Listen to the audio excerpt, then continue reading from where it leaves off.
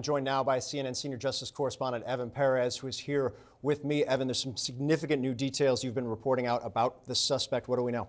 Well, we know now that, perhaps some of the explanation of why the FBI very quickly started treating this as a terrorism investigation. One of the things they found at the scene was an ISIS flag that is believed to have been with the suspect. And so, again, that's one of the key factors here in treating this as a federal terrorism investigation.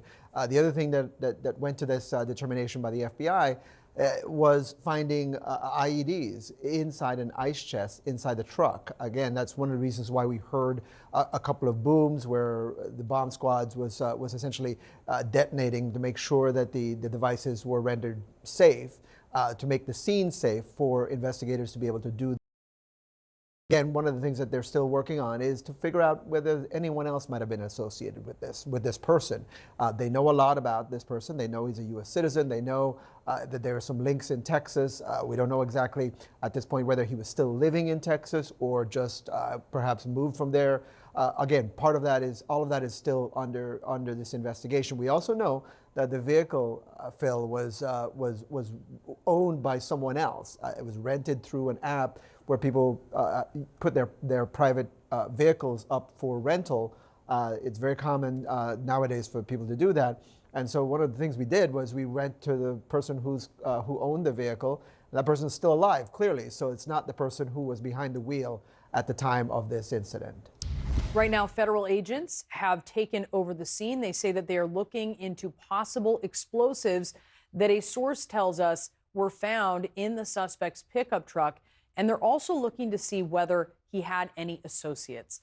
Let's go to CNN's Omar Jimenez. He is live in New Orleans on this story. Omar, we are standing by for an update from law enforcement that had shifted from noon your time to 2 p.m. We are standing by for that. In the meantime, what more are you learning? Yeah, so right now here at the scene, we are just outside the French Quarter here in New Orleans. This is about as close as you can get. As you can obviously see, the state troopers here. We've also seen federal investigators, I should say, go in and out over the course of really just a few hours, but of course, since the early morning hours here, likely as well, we've seen coroner vans come in and out of this area on top of this. So it's been a very active scene to this point. But of course, the big question for a lot of these people who have been walking by, there have been many tourists here in the area as well, is not just how this could have happened, but why as well. You mentioned some of the latest reporting that we've gotten from our CNN colleagues from law enforcement sources that an ISIS flag was found in this suspect's truck. And then on top of that, at least one of those sources says explosives was found in a chest in that truck as well. So likely, at the very least, there did seem to be a plan here. This did not seem to be a spur-of-the-moment thing, and that is what we are hearing reflected from law enforcement as well. The FBI, of course, investigating this as an act of terrorism. But take a listen to what we heard from the New Orleans police earlier today. It did involve a man driving a pickup truck down Bourbon Street at a very fast pace, and it was very intentional behavior. This man was trying to run over as many people as he possibly could. And look, for those who are not familiar with New Orleans, this part of Bourbon Street, the French Quarter, is one of, if not the most popular parts of the city here, especially on a night like New Year's Eve. And of course, we know this happened just in the initial few hours of 2025. And then you get to the heart of this. There are at least 10 people that have been killed, over 30 injured, people that, again, were just enjoying the very first few hours of this year. And in some of the videos that we've seen out of the scene, pretty horrible at this point, but there are even some who appear to be trying to check on their loved ones, or in shock at what they're seeing in front of them, likely what happened in just an instant, again, in those initial few moments of 2025 here. And outside of the scene itself, there's been a lot of foot traffic back and forth. There was already a lot going on in the city, obviously, before this happened. A big football game happening as well, so a lot of extra tourists in town that wouldn't ordinarily be here. But of course, all of them, no matter what they're here for, is now at the center, is looking at this as sort of the center of their visit, and with the same questions that we all have. Why exactly did this happen, and how exactly did this happen, even if we are getting some clues now, Brianna? Yeah, such a horrible scene, horrific stories coming out of it. Omar, thank you for the report from New Orleans. And with us now, we have CNN senior law enforcement analyst and former FBI Deputy Director Andrew McCabe. Andrew, you're hearing the reporting there. We're waiting for more information. We expect that we'll learn more at this briefing that is coming up here in the next hour.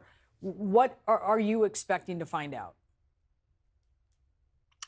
Well, I mean, I think it's possible we'll learn the identity of this attacker. And you know, honestly, Brianna, there's so many things, so many questions that we have for the law enforcement community at this point. But I think Evan was absolutely right. They are really racing now to be able to take as many steps as they can before that identity of the subject gets out, because that gives law enforcement a little bit more freedom to move, to do some things covertly, to show up at people's houses who they want to talk to, without those folks expecting them to be there. Things like that can give them just a little bit of an edge in an interview or an interaction that might lead to important information. It's highly likely that this person left behind a trail of activity in his personal life, in his internet searches, on his electronics devices. So they want to do everything they can to locate all of that evidence as quickly as possible, obtain search warrants for locations and vehicles and places where those things might be held, and then to exploit those items for intelligence purposes very quickly. Because again, the race here is to find out if this person was working with or planning with or training with anyone else. And right now it seems like they don't know a whole lot. Yeah, and the motive. We are getting potential clues into that, knowing that this individual had an ISIS flag with them. Obviously, Andy, we're still waiting to learn more, but what does that tell you? What questions does that raise for you? Well, I mean, if as an investigator, it's a pretty clear indicator that this person is in the very least case, someone who is inspired by the foreign terrorist organization, ISIS. In the worst case, he might actually be a member of or an operative for that group or for people who are associated with that group. So that's a pretty broad spectrum of possibilities there, but it's super important for our law enforcement and intelligence folks to be able to shed some light on that. I am sure as they locate or as they identify what we call facilities for him, those are email addresses, phone numbers, texting accounts, social media accounts. They are scouring all of their data sets and intelligence data sets to see if there was ever any indication of this person. They want to know, is this someone who we knew about or should have known about? Did we know, when did if they're not native to the United States, when did they come here?